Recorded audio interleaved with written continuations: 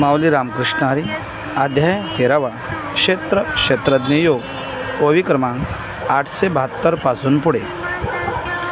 या ओव्यामध्ये माऊलीने ज्ञेय कोणाला म्हणावं, ज्ञाता कोणाला म्हणावं याबद्दल सांगितले आहे.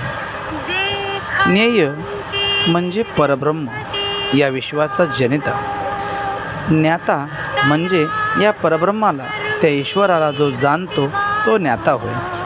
हा ज्ञेय असणारा विश्वबाहू नावाने, विश्वांग्री, विश्वचक्षु, विश्वमूर्धा नावाने या ज्ञेयाला म्हणजेच या देवाला ओळखलं जातं.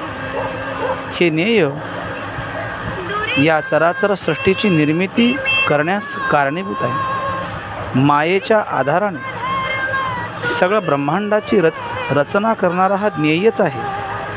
तसं बघायला गेलं तर हा ज्ञेय कर्मात कधीच नसतो, फक्त कर्माचा साक्षी असतो. हा परब्रह्म ईश्वर चहुशून्याच्या पलीकडचा आहे.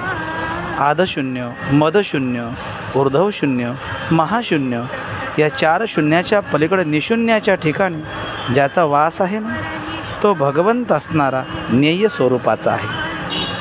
त्याला जर जाणायचं असेल ना, त्याला जर समजून घ्यायचं असेल ना, तर आपणास श्रवण करावं. श्रवण भक्तीच्या किंवा नवविधा भक्तीच्या आधाराने त्या परब्रह्माला आपणास जाणता येतं. तो परब्रह्म आजन्म असून जन्मास कसा आला, तो परब्रह्म निर्गुण असून सगुण कसा झाला, तो परब्रह्म म्हणजेच जो पुरुषोत्तम आहे ना, तो प्रकृतीच्या आधाराने कशी सृष्टीची निर्मिती करतो. प्रकृती होते जाते, पण पुरुषोत्तम मात्र कायम असतो. तो कर्मामध्ये असूनही कर्मापेक्षा अलिप्त आहे. तो अर्थात ज्ञेय आहे. हा परब्रह्म कळण्यासाठी, हा परब्रह्म समजून घेण्यासाठी या देहरूपी क्षेत्राला आल्यानंतर या क्षेत्रज्ञाने म्हणजे तुम्ही आम्ही सर्वांनी त्या परब्रह्माला जाणण्यासाठीच तर हा अध्याय आहे.